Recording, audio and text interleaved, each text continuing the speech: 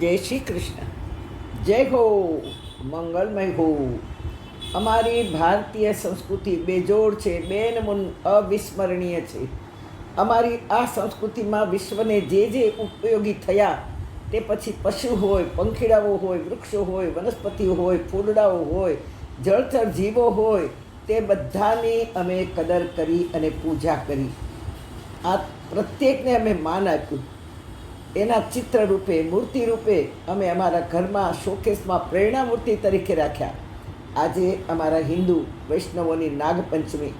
હા, અમે ઝેરી નાગને પણ પૂજીએ, કારણ કે આપણા ખેતરમાં જ્યારે કુમળા કુમળા ધાન લહેરાતા હોય, ડુંડામાં દાણા ભરાતા હોય, એ પાકવા આવે, ખેડૂત ઘરે લાવી આપણા ઘર સુધી પહોંચાડે અને આપણે અન્ન જમીએ, સ્વાસ્થ્ય પ્રાપ્ત કરીએ. આ યશ માત્ર નાગ બાપાને જ મળે, નાગને જ મળે. જેણે જેણે વિશ્વને ઉપયોગી થયા ના પ્રયત્નો કર્યા, માનવોને જીવાડ્યા, તેને અમે સરપણથી જોડી દીધા. અમે નાગને નાગ નથી કહેતા, નાગ દાદા કહીએ. કારણ કુમળા છોડવામાં ડુંડા ચડે ત્યારે પંખીડાઓ, દેડકાઓ, અસંખ્ય કીડાઓ, જીવાતો ખાવા ઉભરે. ત્યારે ખેતરની રખવાળી કરવા ભગવાને નાગદાદાને ડ્યુટી સોંપી અને નાગદાદા અળસિયા જેવા એના પરિવારને લઈ ખેતરમાં રખવાળી કરવા પહોંચી જાય. દેડકા જેવા જીવોને, જંતુઓને, કીડાઓને ખાઈને ખેતરના મૂળને સાફ કરે. નાગદાદાને ખેતરપાળ કહેવામાં પણ આવે કે ખેતરની રક્ષા કરી. ખેતરમાં ચોકીદાર પણ કહીને માન આપે. નાગદાદાને અમે ખેતરપાળ કહીએ. હા, અમારા સૌરાષ્ટ્ર ગુજરાતમાં તો અળસિયા કે જે લાલ લાલ હોય ને, નાગદાદાની કુટુંબના બંને બાજુ મોઢું હોય, અને તે પણ કૃષિ વિભાગમાં બહુ જ ઉપયોગી. નાગદાદાને મહાદેવે પોતાના બાળક તરીકે માન્યા છે, ગળામાં જ રાખી. એ યુગમાં વાહનો નહોતા. દરેક દેવે પશુઓ, પંખીડાઓને જ વાહન બનાવ્યા હતા. વિષ્ણુ ભગવાને ગરુડને વાહન બનાવ્યા, શિવજીએ નંદીને બનાવ્યા, મા ભવાનીએ સિંહ, વાઘ જેવાને બનાવ્યા. શીતળા માતાએ તો વળી ગધેડાને બનાવ્યું. ગંગાજીનું વાહન છે મગર, યમુનાજીનું વાહન છે કાચબું, બહુચરનું વાહન છે કૂકડો. કૃષ્ણ પાસે ગાય છે, પ્રભુ રામ પાસે હનુમાન છે. પ્રભુ રામે એક પણ માનવને પોતાના કાર્ય માટે લીધો નથી. કદાચ દેવા ગયા હોત, કદાચ કહ્યું હોત તો માનવ તો ચારે બાજુથી વાંકો જ છે. અને એ કે આજે ટાઈમ નથી, કાલે પરમ દિવસે ટાઈમ હશે તો કહીશ, વિચાર કરીને કહીશ.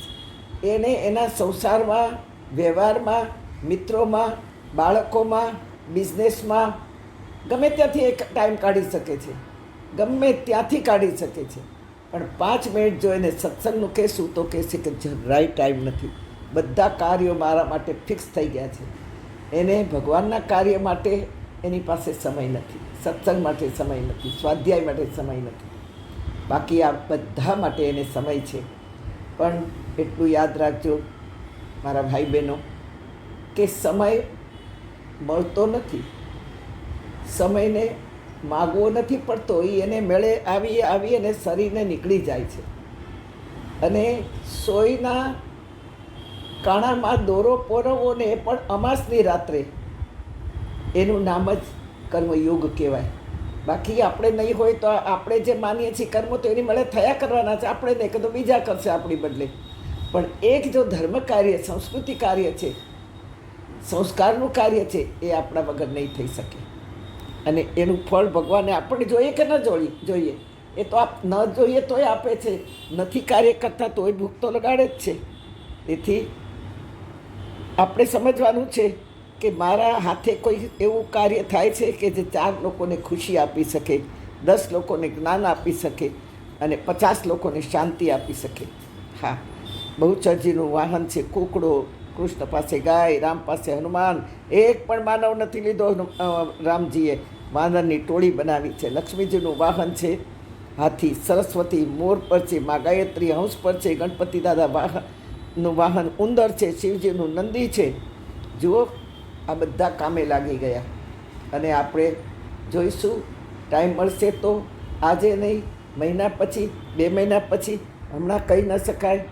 જુઓ, જો નંદી શિવશંકરનું વાહન બન્યો, ગરુડરાજ સંસ્કૃતિ લઈ સંચર્યો, ભરી શક્તિ વિશ્વે વહાવી તો જો, ભરી શક્તિ વિશ્વે વહાવી તો જો, જીવનને સુગંધી બનાવી તો જો.